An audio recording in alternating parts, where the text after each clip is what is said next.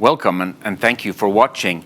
We're going to talk about the county elections and the health and social services reform for a while right now. With me, first of all, I should say that my name is Andreas Elbing. I'm the head of policy for the Swedish People's Party of Finland. And with me today, I have Hanna Seppä, who's the Secretary General of our parliamentary group in the Finnish Parliament. Welcome. Thank you. So there are county elections coming in January, as we have heard.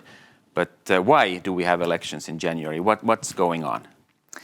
There's a historic reform that will come to Finland. It's about health care and social services. We've had problems in Finland with especially quality. There are differences in health in how the municipalities can provide services. And that's something that we've been trying to achieve for a long time in Finland. And now it will become reality. So we are changing from that the cities and towns are responsible. We are now moving this to the county level and making sort of health and social services as a part of a bigger structure. Why will this help? At the moment, we have big cities that have economic welfare. People have work.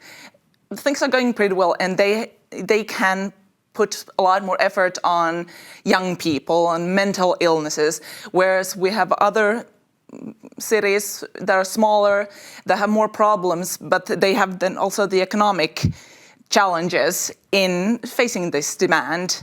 And with these bigger areas, these counties, we have a bigger structure, and also they can attract more people to work there.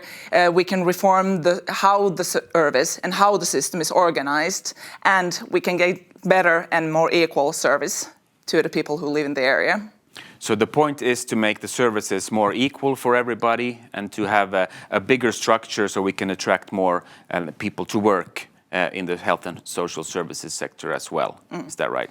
Also in Finland, we have the problem, as in many Western countries, that people are getting older. So there is much more demand in services for elderly people. And also we don't have many children being born in Finland, so the economic structure in how we finance this welfare system that we have, it's a demanding time, and that's why we also need a reform to make sure that Finland is the welfare country we know today, also in the future. So in order for this to happen, we will elect people to these counties, elected representatives that will make the decisions in a democratic manner. And this election will happen in January 2022. This is a totally new election. We haven't had this election before. And therefore, of course, people are scared that maybe the turnout will be quite low. But why is it important that you vote in this first election?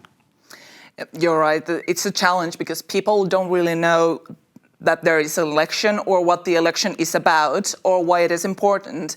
And that's why it's important to have discussions like these to reach out to people, to understand that in this election you choose the people who will determine how your healthcare, how your social services will look like in the future.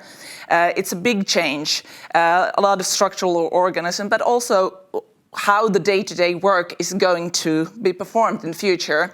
And by voting, you have a chance to say in what these counties will focus on. Is it elderly? Is it young people? Is it working? How should we make things better? What do we want to achieve? So if you care about these services, you should really vote in these elections. That's a short way of putting it, right? Exactly. Then, of course, the question is that who should you vote for in these elections? And of course, we represent the Swedish People's Party, and we have an election platform, also available in English, and you can find the platform at sfp.fi. So please look for the English material there as well. Our theme is close to you, which is an overall theme that we've had for a long time. And one of the ideas is, of course, that not much should change in reality. Things that work now should also work in the future. So isn't it true that you can say that there shouldn't be any dramatic changes? Things that are working now should also be working after January or after 2023 when the reform take effect? That's right. In 1st of January 2023, when we have this reform, you shouldn't notice it. It's in the background that there are a lot of changes that are happening, but in the long term, this is a reform that will take effect in 5 years, 10 years, and the changes are going to be big. And the parties will then, of course, represent different things. What SFP is then talking about is that it's important that you have services close to you. If you need to go to a doctor, it's not to a different county, it's not 200 kilometers that you need to drive, but it's in your area. You get quickly and efficiently the care you need. Very good. The reforms will take effect in January 2023, but the election is already in January 2022. So just actually a few weeks from now, basically. So why do we need the election so early when the reforms aren't starting until 2023? Well, the people that are going to be chosen in this election, they have a huge responsibility in creating these counties. There are a lot of decisions, a lot of recruitment, a lot of things to be done before we can then start with giving the social care and the health care in this new system.